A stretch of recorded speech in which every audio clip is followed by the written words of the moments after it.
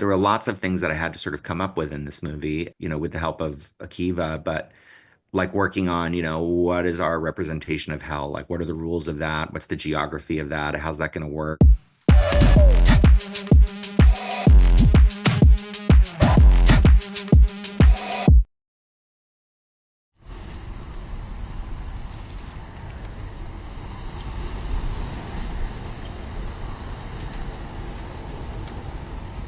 In the first draft that I read, hell was not described in that way. The one thing I wanted to do, because I think it was originally described as kind of like a black void, sort of like oily ground, piles of bones, and it just felt a little random to me. And I didn't know why. I didn't know why it looks like this or what it means or why that's painful or why it's bad or anything.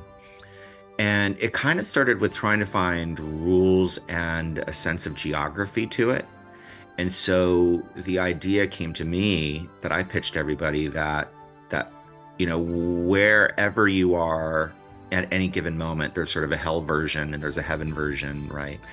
So that if you were able to cross over, it just suddenly gave geography, right? So if you're in the middle of Hollywood on the 101 freeway, which is where he is in that sequence, that's what hell looks like. So instantly you have a freeway, you've got the husks of cars, you've got the Capitol building, you've got all of that stuff. And then on top of it, you start to do the design. There was some bio kind of like organic growth that was on everything. And of course, everything's like rusted out and burned. The atmosphere was based all on like nuclear test footage. So this like intense heat and blast and embers flying off of the palm trees and burning and, that it just feels like a painful, violent, awful place, but that has this kind of recognizable, almost grounded geography and architecture. And somehow that rule just really helped us.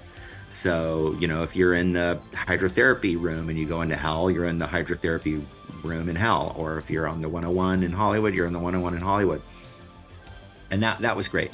So then the rules of going in and out, I think for us, tapped a little bit into Akiva, and I specifically really love this idea of what we say is like the world behind the world, right? That like there's a fun to the idea that, if you live in LA or you live in New York or you live in London, that there's always that like weird door you've always wondered like what's behind there, and that this could be around us at any given moment. We just can't see it. Like that's part of the fun of Constantine, but Constantine can.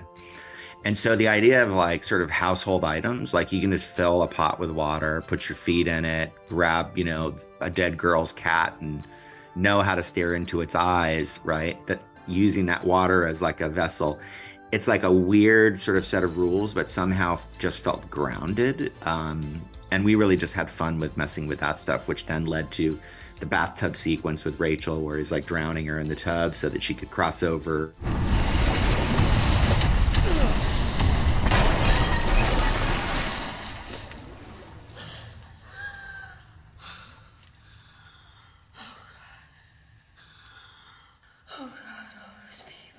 So we came out and to very mixed reviews, even slightly, I'd say slightly negative. The critical response like stung a bit. And the coolest thing about this movie was just how it's kind of hung around. So over time, I would travel around, the world, doing junkets for my other movies, and everybody would have Constantine DVDs, and everybody would want to talk about Constantine, and is there going to be a sequel? And like that just kept building and building and building, and the fan base seemed to grow. And you go, wow, like, well, this is nice. Like where was all this love in 2005 when the movie came out?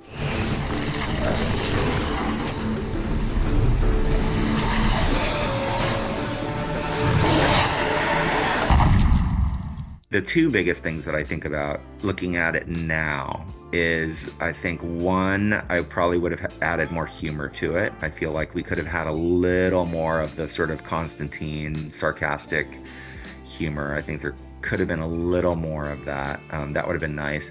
The other thing that I really try and avoid, like the plague in almost anything I do now, is this, what I call the sort of supernatural gobbledygook, right? Which is ideally these stories, even if they take place in a world that doesn't operate in the way we're used to, right? When you get to the sort of rules of these things, like you don't want too much of this sort of like expos dump supernatural gobbledygook of like psychics, vessels, demons crossing over, like all this kind of stuff, because I think the average audience like doesn't even like, none of it absorbs, Hmm. and the movies have to work on a very intuitive level. And so like I look at that side of it and I'm like, I wish we could have really figured it out and made some of it a little more intuitive and taken some of that kind of what I call gobbledygook out of it.